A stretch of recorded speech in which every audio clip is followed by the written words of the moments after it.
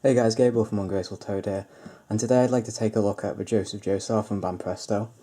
Before we take a look at the figure, I'd like to take a quick look at the box because it's kind of packed with a lot of cool imagery that you'll know of if you're a JoJo's fan. So to start up at the top, we have the JoJo's Bizarre Adventure Part 3 iconography. Part 1 to 3 iconography, I was going to say, that doesn't make sense. Part 1 to 3, this figure is specifically from Part 2, with a bit more Japanese, and here on the label we have some of the iconography, including the mask, the symbol we see in Part 4, and the hearts, and just general things you'll see from JoJo's. Then on the front we have a nice large window, and more of the same consistent iconography throughout, and repeating of that image. Go around the side, more repeating of the same, another large window, and a similar sort of deal on the back of him, a name of Part 2, in which this figure appears in, and your disclaimer, and then lastly, this picture of the mask. I think the coolest part of this box actually comes in the top here, where we have a sketch at each level of the box. So here we have a Joseph, sort of just a quick sketch of Joseph. On the tab we have another mask. Underneath that tab we have a manga picture of Joseph, and your last tab has these two sort of light sketches, almost sort of light art kind of sketches of Joseph again. And that's kind of it for the box, so let's now move on and take a look at the figure itself. So here he is. He's quite a tall 1/6 scale, and as I said before, he's a Banpresto figure. He's a prize figure released in 2014, which means your best bet of finding him is probably on My Figure Collection or eBay.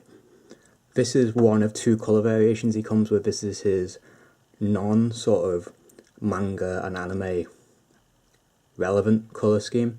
So this one's a bit off, and you'll see this in almost all JoJo lines, as there's two variations in which one has slightly more strange colours, which is similar to the show, as in the show, colours during tense moments will just kind of change and ooze, and it gives you this sort of overall effect of kind of craziness and dynamicness going on. So, he's kind of tall, so I might have to go freehand for this, just to take a look at him himself. One of the first things I want to mention is, like most Banpresto figures, he can freestand by himself, but he does come with a little base like this, which clips onto his foot back here, so it lies like that.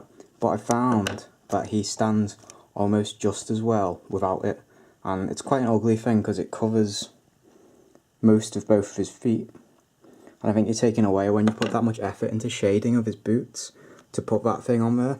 So I'm gonna try it for a little while and see how he stands and if he's stable enough without this base. So let's take a look at some of the details on the figure himself. He's got his iconic leather jacket. As you come in, you see how the light hits all these bends, and the way the fabric is sort of fitted to his hand is brilliant, with a slightly sort of gloss. So on the back here you can see sort of how the gloss and the light hits it.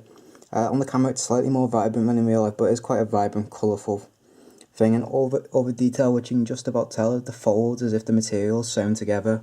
It's kind of above and beyond them. We've got all this texture in the back of the jacket with the sleeve hanging down here, and texture sort of continues on his trousers. There's just a lot of detail and thought going into how the materials would act when put on a person, and because of the way he's posed, it's quite, well, he's typical JoJo, sort of bend of the waist, sort of this S shape going on. So the materials have all been bent in that fashion. But the colour throughout is brilliant. We've got shading on the shirt, which isn't quite coming up because of the light. I'll move them in a bit and you can see that a bit better. But on the chest and the abs, we have a light, almost like as if there was a light source coming down, and we've got within each of the shades we've got sort of different areas bleeding out, and this sort of is the theme throughout, with different patches and then bleeding out into darker colours.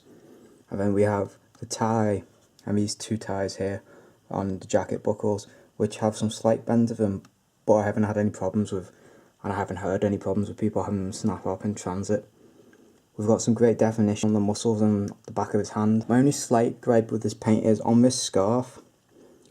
I assume it's a scarf, but his scarf is striped. I don't know why they wouldn't go to the energy of just putting at least one stripe on there, but that's my only slight complaint when it comes to paint. But apart from that, everything on this figure is brilliant. The shading in his hair, the effort that's gone into putting each individual strand in, is just everything about it is absolutely brilliant. I think it might be currently my favourite piece in my collection. So let's take a look at him in a detail, but before we'll do that, we'll take some measurements so you can get an idea of just how big he is. So So let's take a look at him with a tape measure, just get an idea of the scale of this guy. So first we'll do a height measurement. He's coming in at just under 11 inches, which is give or take about 29 centimeters in height. From elbow to elbow, which is his widest point, he's about 5.5 inches. And then I'll give him depth from the back of his elbow to sort of the front part of his coat, 2.8 inches give or take. Here he is on a Dettol shelf all by himself, and honestly, he could do as a single display. He fills up enough space both vertically and horizontally that honestly, if you had enough space you could just leave him there by himself. And I was almost tempted to, but I've got an idea for my JoJo's collection. Here he is next to Sume Art's Minato from a recent video. Here he is next to his mother. This is a 1/8 scale of Lisa Lisa by the Belamonte, I believe is the company. I'll put a link in the description to all those figures. So you get an idea, he's quite a tall and impressive figure.